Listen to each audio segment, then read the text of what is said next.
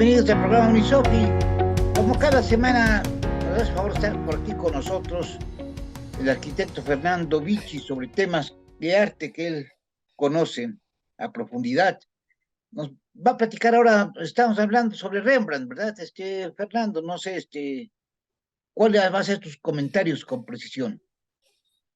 Claro que sí, muy buenos días a tu auditorio, muy buenos días a ti, José Manuel, es un gusto como siempre estar aquí. Y la buena noticia es que los mexicanos tenemos la oportunidad de ver un Rembrandt original, eso es algo muy único en muchos años, no había sucedido, que uno puede ir al museo y ver un Rembrandt de tal importancia. La firma de Rembrandt es una firma que ha sido a lo largo de los años muy complicada. A principios del siglo XX había catalogados a través de los diferentes estudios, diferentes libros, volúmenes, diferentes ensayos históricos sobre la obra de Rembrandt. A principios del siglo XX había catalogados unos 900 pinturas debidas a la manufactura de Rembrandt. A partir de entonces han ido desapareciendo de ese catálogo las piezas de Rembrandt porque se empezaron a clasificar como atribuido a Rembrandt, del círculo de Rembrandt, a la manera de Rembrandt, de la escuela de Rembrandt, pero no Rembrandt. Rembrandt, a fin de cuentas, quedaron solamente 330 Rembrandts, 300, después de que eran 1000, casi 1000, a principios del siglo XX, al final del siglo XX, en el año 86, que se hizo el catálogo razonado, quedaron nada más 330. O sea, hubo una disminución de 900 a 330 Rembrandts que están confirmados, clasificados, y este catálogo se puede ver en Internet. Catálogo razonado de Rembrandt de 1986, todos los cuadros con sus medidas y dónde están ubicados en los museos del mundo.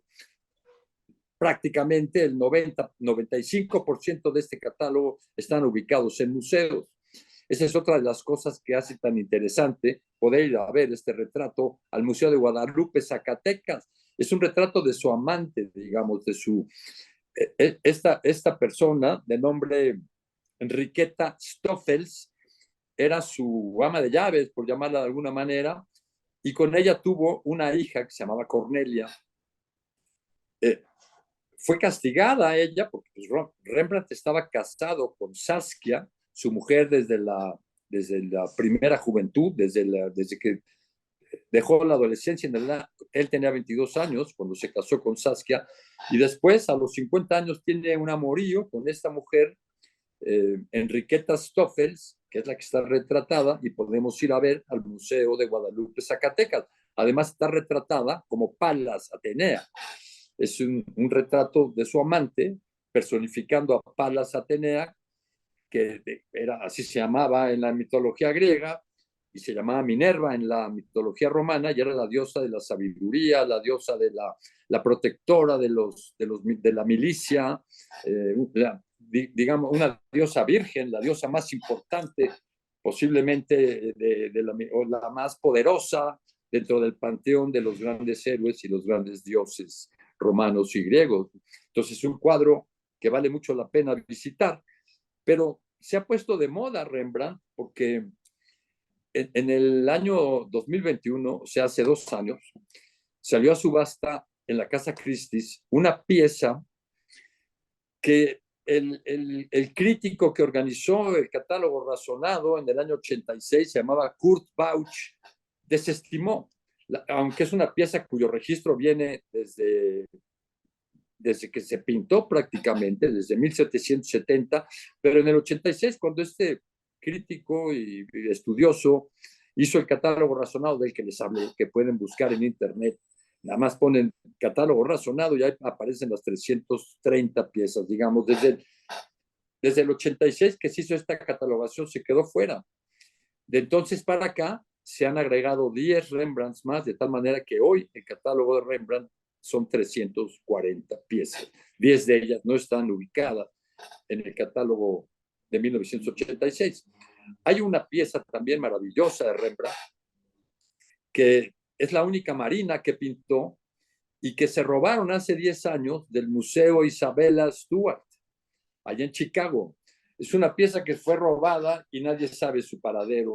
Tarde o temprano aparecerá, si no es que ha sido destruida, pero hay muchas personas que compran en el mercado negro obras maravillosas para su propio disfrute y para su propio placer. Bueno, la única Marina de Rembrandt desapareció del Museo Isabel Stewart de Chicago.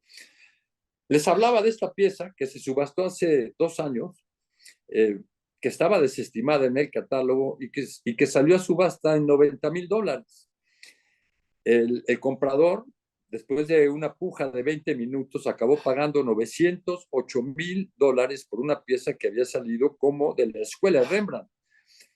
O sea, influida por Rembrandt, pero no Rembrandt. Él tuvo muchos seguidores y por eso al principio del siglo había 1,000 y ahora quedaron 340. Bueno, después de 2 años de estudio, porque esta subasta fue en Christie's en el año 2021, ahora vuelve a salir a subasta, nada más que en la casa Sotheby's, que se encargó de hacer un estudio profundo y cotejarlo con los diferentes expertos y la historia que tiene. Por eso hemos hablado tanto de la provenance, lo que importa, y llegaron a la conclusión de que era un Rembrandt original. Y ahora sale el próximo noviembre a subasta en la casa Sotheby's de Londres con un precio estimado entre 12 y 19 millones de dólares. Es un cuadro pequeñito, casi monocromático, que se llama La adoración de los magos, pintado por Rembrandt hacia el principio de su carrera, cuando Rembrandt tendría 23, 24 años de edad. Entonces, así se manejan las cosas y así suceden las cosas en el mercado del arte, querido José Manuel. No, pues muchas gracias, hay que platicar más abundante de esto. Yo no sé mucho de cuestiones de subastas. Por ahí supe que Christie's, creo que fue cuando empezaron a subastar hace ya hace tiempo, la obra de Rembrandt, ¿no? No sé hasta qué punto. Por ahí empezaron esas subastas y empezó a crecer, ¿no? No lo sé. Es una gran oportunidad, José Manuel, porque como hemos platicado aquí, el 95% de de esos 340 cuadros que están catalogados de Rembrandt están en museos alrededor del mundo.